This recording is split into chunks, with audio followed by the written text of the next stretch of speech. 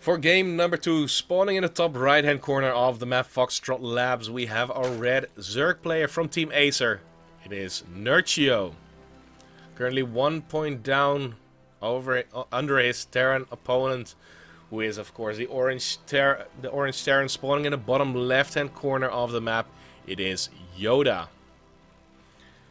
Now, on Nimbus, with your natural base so exposed, you really need to defend it pretty well, and 2 medevacs at a time full of units were dropping in Nerchio's natural base, completely rendering that base useless.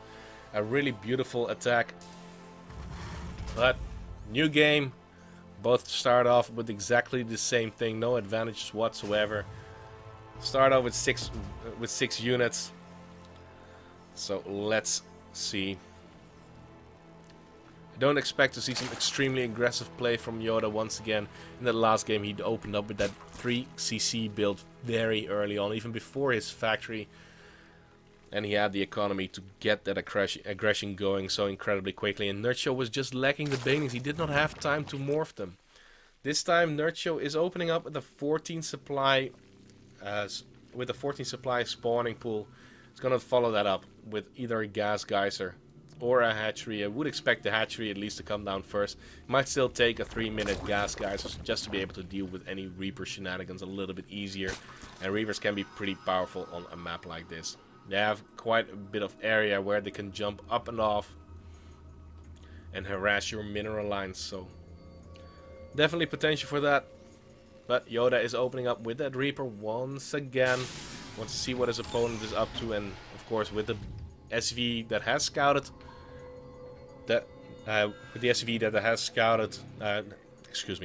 built the barracks, is going to send out the scout just to find out a little bit sooner what Nerchio is up to. If there's going to be some very aggressive action coming down, he's going to be able to prepare for that just a little bit better. But other than that, this SV is not going to do a whole lot. He might even try and commit to a bunker, but I don't think that is the case. He's never going to come up with the 4 Zerglings that have already finished up. So we do see that one Reaper did just finish up. He's going to go into Marines from this point forth, which means that he wants to get a quick factory. He's most likely going to get it too. But 6 Zerglings have been sent every which way. The Reaper is already retreating, not even going to go for the scout right there, because he does not want to let this SCV be picked off like we saw him do against Marine Lord. That might even be that those Zerglings want to work on the back rocks already to have another avenue of attack. And normally, if we look at the current vision of YoDa, he does not have vision of those rocks, of course. But he's just chilling out. Third base being taken insanely early for Nerchio, actually at the 4-minute mark or something. Yeah, he took it at the 4-minute mark. That is the timing that you see, a safe timing for a Zerg taking a third base against a Forge fast expand, not against a player who already has fighting units out and can actually get them across the map. So Nerchio in this game also going to be playing extremely greedy. Third base is relatively open, so there is definitely potential to keep that going, and already getting the queen there for the first, well, most likely it's going to be for the first creep tumor, because he's not going to have money to spend on those larvae anyway. He already has 3 at the main base, and whenever he gets 50 minerals, he can morph another drone or an overlord, whichever he needs. But the factory is not going to be done. Double Hellion production will start. The natural base has been scouted. Of course, no room for the Zerglings to really get any damage done. And the Reaper will shut everything down. But so far, YoDa has not scouted out a whole lot. He knows that there is a natural base. He did not even see the main base. And he does not know about this third base that is already done and mining at all. But there are going to be Hellions. And if the Hellion count gets a little bit too high, it's going to be pretty much impossible to hold that third base, or at least to keep it mining. So those queens in a defensive position are pretty much crucial right now. But they will spot the creep. They will also spot that hatchery if they have not done so. Yeah, they do see it right now. But a very nice setup already. But the Zerglings want to go and get the scout going. He wants us to see exactly what is going on. Zergling speed only starting at the 7-minute mark, which is pretty slow. And unless he's got roaches, which he does not have, those Hellions do have potential to get a lot of damage done. He's racing by those Queens once again, going into the main base with 1 Reaper and 3 Hellions. All of those Hellions are in the orange, but in the orange they will still do full damage. And all of those drones are so clumped up, nicely lined up. And a few Zerglings without speed.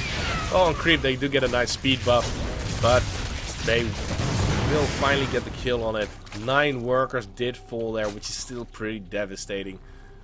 But another round of drones is about to pop, bringing Nerchio to 48 workers already, which is pretty good for him.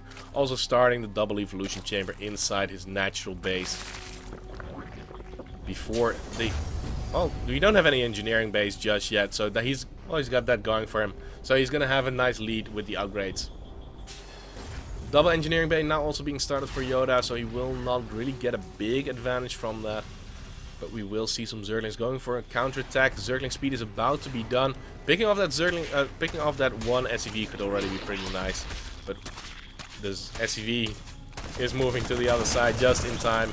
And the Zergling that was poking at the wall will be killed off. But in this situation I really like the position of Nerchio quite a bit more than in the last game. Getting that 3rd base for the extra production, for the extra economy has already paid off for him. He's going to have a lot of units streaming out if he wants it.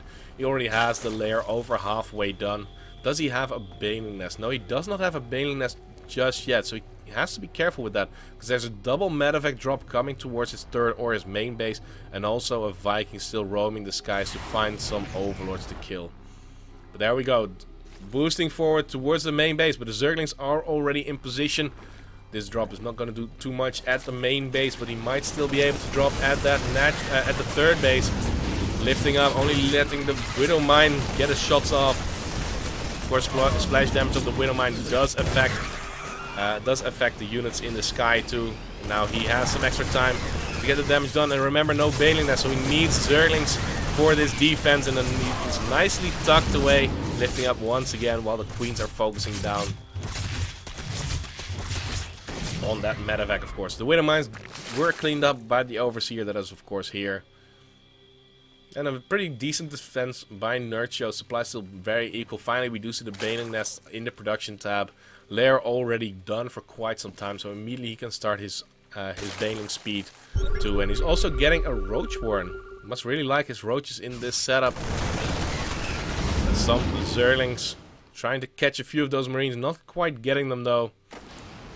And every engagement that YoDa takes with those Marines, where the Marines do not get killed off, is going to be good for him, because they will be healed up by the medevac quite a bit faster than the natural regeneration from any Zerg unit or structure. Now the 4th base for Nerchio is going to come through. 4th base travel distance towards the main base. Still going to be a very long distance to cover. And we do see the first move out from YoDa. But this time, Baneling should be morphed pretty soon. Baneling speed is already going to be on the way. 8.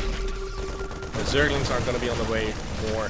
1-1 is done for both these players. 2-2 has already been started for Nerchio, and he will catch a few of those units. But he's not really trading that cost efficiently. Nice Widow Mine detonation. Also hurting YoDa quite a bit. And let's see. YoDa has already taken a supply advantage once again. But remember that 4th base is still up and running. Or at least it's still building, and it will be up and running fairly soon. The worker count being at 65, not the highest for Nerchio. I'd really like to make a full cycle of drones right there. And those medevacs are just doing so much damage, really forcing so many units out from Nerchio. They try to go for some harassment at the 3rd base, but it's not even going to be possible. But finally, we do see some Banelings on the production tab. 4 Banelings finally being morphed. Zergling speed is going to be done by the time that they are finished morphing. Well, it's going to be very close at least. And we do see another double medevac drop heading out from YoDa's base.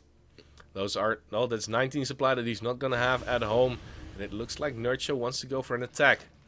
But still, we are at the 13-minute mark already, and the Spire has not even been started. That's why these drops can be so insanely effective.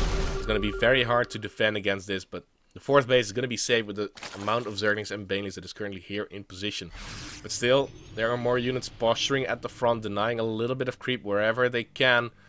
And the medevacs are being spotted here, so they have been revealed, but there's nothing that can deal with them. If he had a few Mutilas, he could try and get the damage done and take out those medevacs. But now there's a drop inside the natural base, there's a drop inside the main base.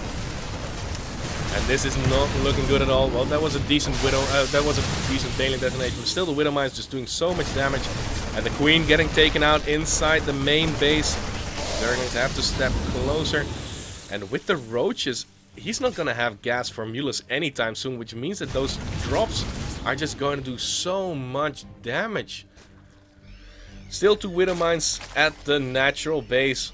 Once they have recharged, they will get a nice detonation going, but the medevacs are returning a little bit. Another drone kill, another 2 drone kills, and that starts adding up. But there have been a lot of Roaches being produced. Now YoDa is going to have to defend. There are a lot of Marines here with stim. 4th base probably going to get denied for sure. Does get killed off. Banelings are rolling forward. Roaches will be taking quite a bit of damage. 3rd base is under siege, but at the same time, double medevac drop at the natural base, cleaning out that mineral line completely. And Nerchio is falling behind in supply. Now again, we do see that the Roaches are pushing forward, but this time YoDa has a much better position. 3rd base is still mining. There are a few Roaches that are trying to harass it, but the natural base of Nerchio was already killed off, and YoDa will take the win after Nerchio taps out. 2-0 lead for YoDa.